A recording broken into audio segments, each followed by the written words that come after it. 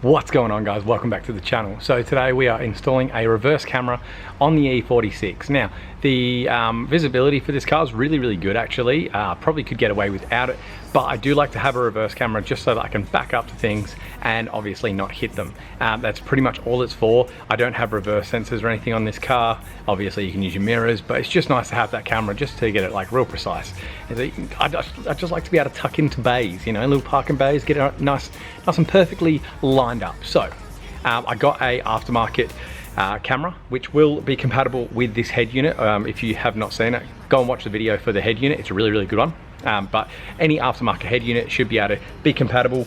They have a wiring setup. It's kind of like this, plug in the back, then you've got your video plug, and you've probably got a power as well. It's more of a, as far as I can see, an activator kind of cable. So when you go into reverse, it kind of activates the screen to go onto that. Mine actually automatically goes onto it. So I'm gonna see how I need to wire that. Pretty easy. But without further ado, let's jump on in and install this camera. It's pretty basic. I'm actually going to install it in the back, wire it through the car, or maybe just like out the window kind of thing, make sure it all works, and then I will, you know, put the cable in properly, because it's just a plug at the back, which is great. I can plug it in easily, just saves time. If the camera's a bit faulty or whatever it may be, I can go and get that replaced before we pull the interior apart. So let's jump in, install the camera in the back, pull apart this dash, get it all plugged in.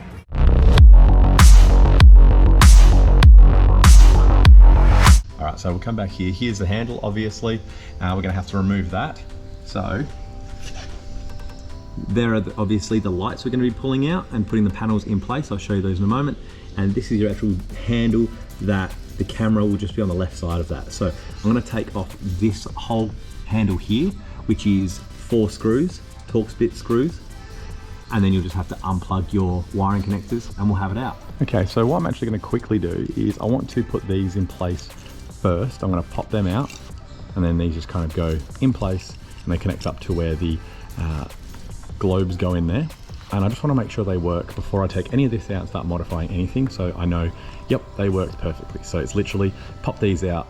It's actually the covers. I take that globe out, and then this goes in place, has a seal around the edge and everything. So I'll quickly do that and then make sure they work and show you guys. And as you can see, it is a million times brighter. That is crisp. Oh my God, I may regret that, but it's literally a pop it out, pop it in kind of thing, like super easy.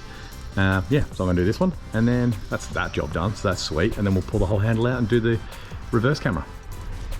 Oh my God, that's so bright. Is that too bright? I don't know. It's really bright. God damn, that's bright. All right, sweet, let's pull this handle out and do this reverse camera. All right, sometimes we make mistakes. Now, this was an AliExpress purchase. It was pretty cheap. I'm actually gonna hit them up, see if I can get a refund, because it does not fit. It says it fits the E46 and then a whole bunch of other models. It doesn't. Look how big that is, and look how small that oval hole is. It's not gonna work, okay? So that's a shame, but what I'm gonna do is I'm gonna have a play with my micro switch here so that the little switch works.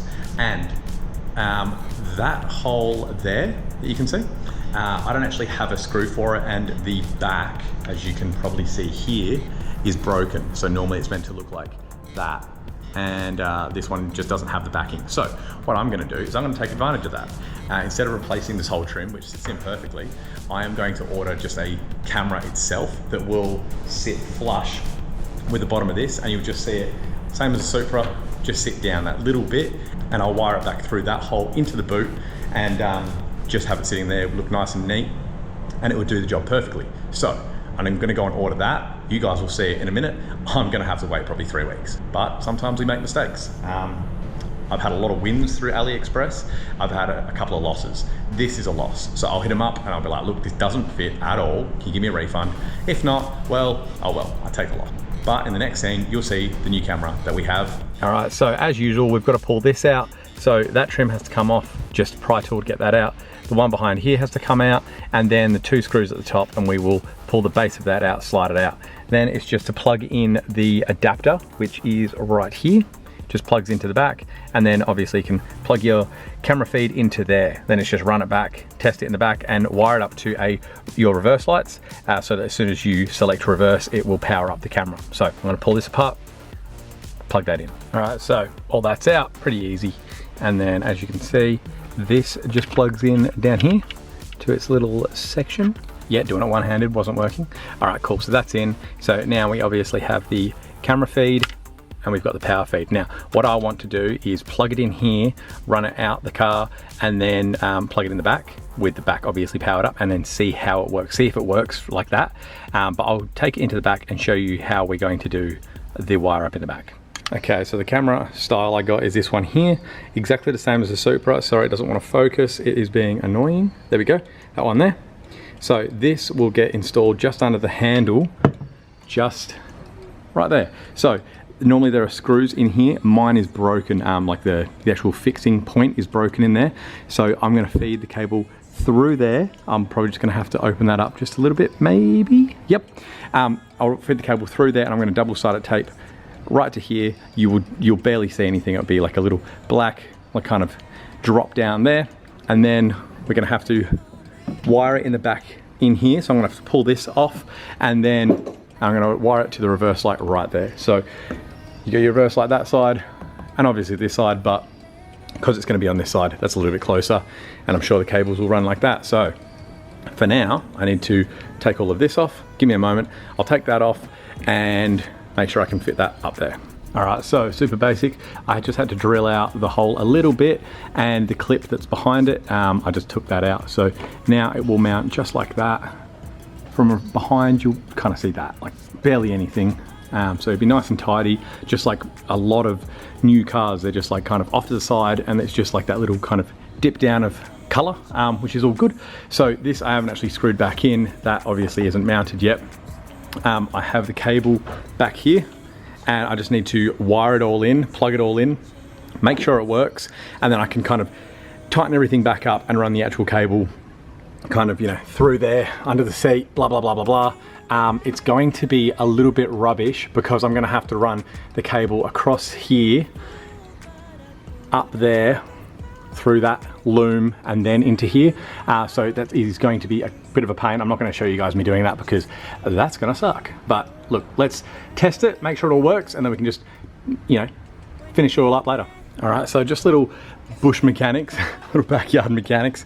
Ran the cable through here down to the front, tested it, works perfectly, so camera's all good, and it does work exactly how I thought. So I'm going to terminate these correctly. Well, firstly, I'm going to run this cable because this end is a lot thinner. I'm gonna run that down the kick panel, up the back, up to this, and then through there. This is going to be a horrible pain. It's gonna take me hours, I think, but it'll be worth it. So I've just got to do that, and then yeah, it'll be done. It's pretty basic, it's quite easy. So honestly, not as bad as I thought it was gonna be getting it through here. It ran kind of up there, around the back of the back seats, and there's a second grommet. You can see that single cable there, that skinny one, that's our camera cable, comes up through here, and then it's just hidden behind this carpet. This carpet that won't focus, beauty. And then obviously put it all back together. Now, I know that looks like a bit of an eyesore, but once it's actually closed, you barely see it. See what I mean?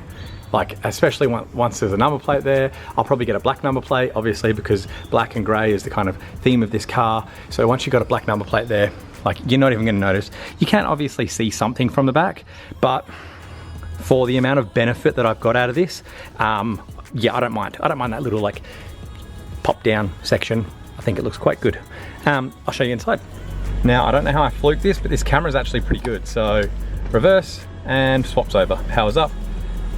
Like, for the cheap little camera that it is, it's really good. So mainly what I want is this line here, so I can see how far back I've got to go. Even like I can actually see the bottom of like the back of the bumper there, which is perfect. I don't even need these lines. I can literally just go and go, oh, okay, cool, I haven't hit anything because that's my bumper right there. That is 100% all I've got this for. That, and obviously if like you know, in my neighborhood, some kid is sitting behind my car, standing behind my car, kicks their ball, something like that. I just like to have that little bit of visibility, just for safety, for like, obviously me reversing the car, but also others, because I mean, yeah, that'd be a terrible situation. So, I mean, this was 40 bucks, something like that. Really, really cheap camera, and I'm really wrapped with it. It's pretty good quality. I mean, obviously it's cheap. It's not, you know, the best quality, but to be honest, this is probably better than the Crown's one. And the Crown's a good camera, you know, because it's factory. So, stoked. So yeah, look, absolutely wrapped with that. The routing of the cable wasn't too bad. I actually went behind the dash panel again, because it's only 2 screws to take that out, so kind of running cables behind that is really easy. Down the side, down the kick panel, behind the seats, behind the carpet, up and through. Nice and tidy job. That's sitting there. Like, I can't ask for anything more. That was great. 44 bucks and maybe 2 hours of labor. Obviously my head unit, I knew it was compatible, all that kind of jazz. So yeah, really, really happy. If you haven't got one, because I don't know which models of the E46 do have them. I've been telling everyone this is a 323. It's not, it's a 320. So it's a 2.2 litre 6-cylinder. Obviously it doesn't matter because that's getting swapped out, but I just saw the auction papers the other day and I was like, oh wow. The reason I got confused is because when I changed the boot lid, I changed it with a 323 boot lid, and I took those badges off. The badges were already off of the previous one, so that's what stuck in my mind. So sorry about that. Didn't mean to lie, but you know, I was just confused. So yeah, guys, if you don't have a camera, obviously great option. The other one that I looked at, it was kind of like a replacement to the handle and so on.